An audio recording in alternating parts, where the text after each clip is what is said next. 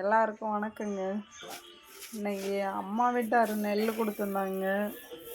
சரி ரொம்ப நாள் ஆயிடுச்சு, போய் அரைச்சிட்டு வரலான்னு சொல்லிட்டு போய் மில்லில் அரைச்சிட்டு வந்துட்டேங்க.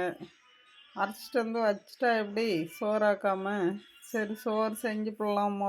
பச்சரிசி சோறு நம்ம காட்டில் விளைஞ்சுதுன்னு சொல்லிட்டு பச்சரிசி சோறாக்கி பீக்கங்காய் கடைஞ்சி வச்சுட்டேங்க.